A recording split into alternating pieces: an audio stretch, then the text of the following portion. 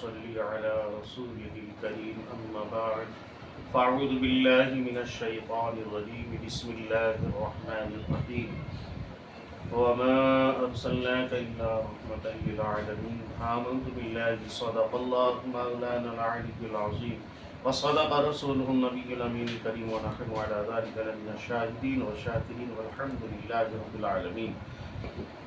اللہ رب العزت کی حمد و ثنا کے بعد ہدیہ درود و سلام آقا نامدار مدینی تاجدار دون عالم کے مالک و مختار جناب محمد رسول اللہ صلی اللہ تعالیٰ علیہ وسلم کی بارگاہ اقدس میں والہانہ انداز میں نذرانہ درود و سلام محبت و پیار کے ساتھ پیش کریں ہم غلامی کا ثبوت دیتے ہوئے اللہم صلی علی سیدنا مولانا محمد مبارک وسلم صلاۃ و سلام علیک یا رسول اللہ۔ عزیزان گرامی اور ملت اسلامیہ، جیسا کہ بحمدہ تعالی ہم بخوبی آشنائی ہیں اور جانتے ہیں کہ یہ ماہ مبارک ربیع النور ربیع الاول شریف، اس ماہ مبارکہ کی 12 تاریخ کو محبوب پروردگار دونوں عالم کے مالک و مختار جناب احمد مجتبی محمد مصطفیٰ صلی اللہ تعالی علیہ وسلم کی آمد ہوئی۔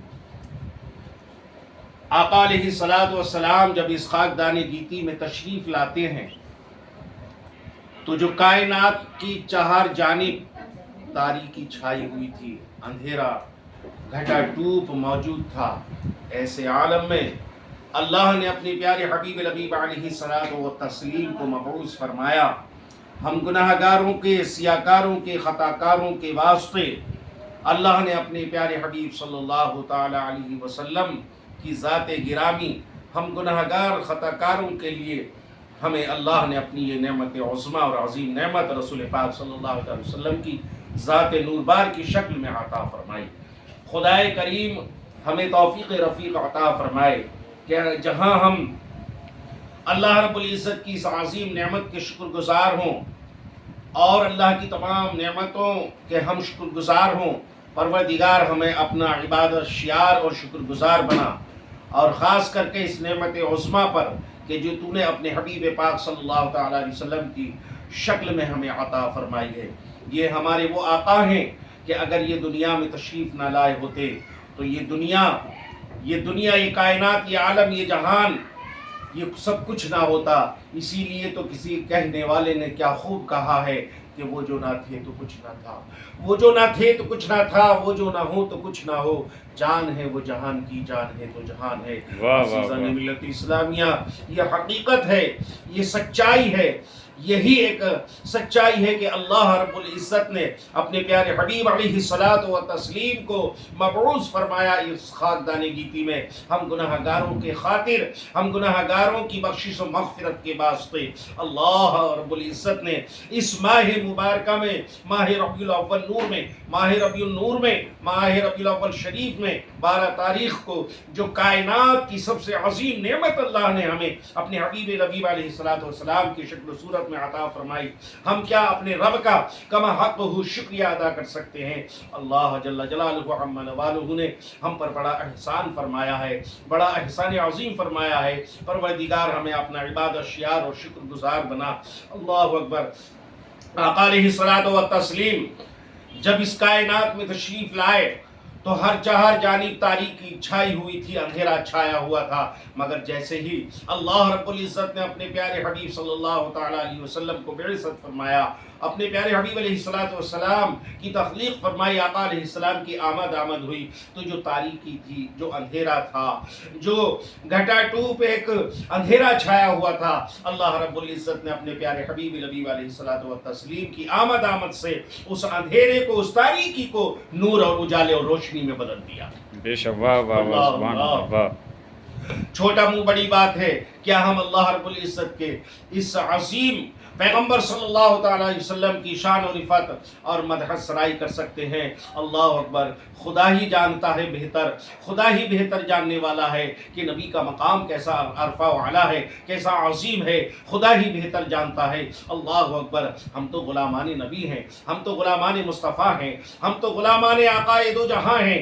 اللہ رب العزت ہم جب تک دنیا میں پروردگار رہیں، تیرے محبوب کی الفت و محبت میں جو ہے سرشار رہیں، گم رہیں۔ اللہ اکبر۔ اللہ یہی چاہتا ہے، خدائے کریم کی مشیت یہی چاہتی ہے کہ اے میرے بندو، جہاں تم مجھ سے محبت کرتے ہو، مجھ سے پیار کرتے ہو، میرے ہو، اسی طرح سے میرے محبوب سے محبت و الفت کرنا، محبت و پیار کرنا۔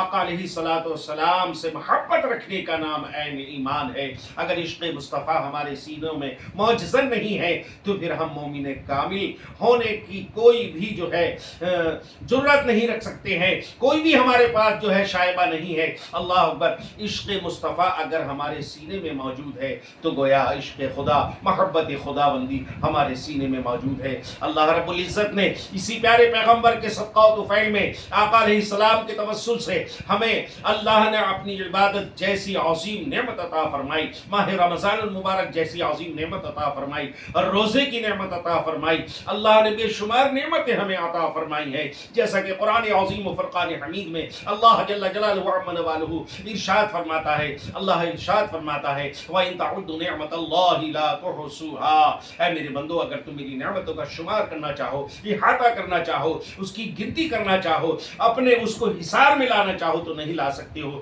بے شک اے پروردگار، تو نے بے شمار نعمتوں سے ہم گناہگار بندوں کو، سیاہکار بندوں کو نوازا ہے، مگر ان تمام نعمتوں میں عظیم نعمت ہمارے لیے اے اللہ جو تیری ہے وہ تیرے پیارے حبیب الحبیب علیہ الصلوۃ والتسلیم کی ذات اقدس ہے۔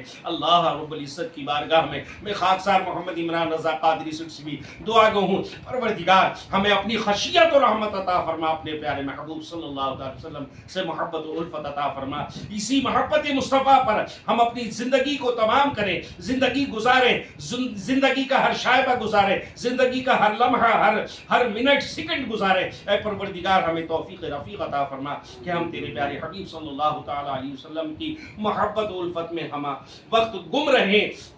عشق رسول کی بنیاد پر اللہ تعالیٰ نے کسی کو ولایت عطا فرمائی ہے، کسی کو قطبیت عطا فرمائی ہے، کسی کو اعلیٰ مقام عطا فرمایا ہے۔ اللہ اکبر۔ یہ عشق مصطفیٰ کا ہی تو جام ہے کہ اللہ اکبر، وہ صدیق اکبر کی جن کے ایک وہ وقت تھا کہ صدیق اکبر کو کوئی جو ہے عرب کا جانتا نہیں تھا، مگر جب پیغمبر اسلام علیہ الصلوۃ والتسلیم کی بارگاہ بکسفنا میں صدیق اکبر پناہ گزین ہوتے ہیں، پناہ لیتے ہیں، تو اللہ رب العزت نے صدیق اکبر کو وہ مقام اعلیٰ عطا فرما دیا کہ آج رہتی دنیا تک، صبح و قیامت تک صدیق اکبر رضی اللہ تعالی عنہ کی ذات وقار کو کوئی فراموش نہیں کر سکتا ہے۔ یہ کیا ہے؟ یہ سب عشق مصطفیٰ ہے، یہ الفت مصطفیٰ ہے، یہ آقا علیہ الصلوۃ والسلام سے محبت کرنے کا نتیجہ ہے۔ اللہ اکبر۔ صدیق اکبر رضی اللہ تعالی عنہ جب پیارے آقا صلی اللہ تعالی علیہ وسلم کے دست اقدس پر کلمہ پڑھ کر بگوش اسلام ہوتے ہیں تو اللہ رب العزت نے اپنے اس بندہ صدیق اکبر کو عشق مصطفیٰ کا جام عطا فرما کر کے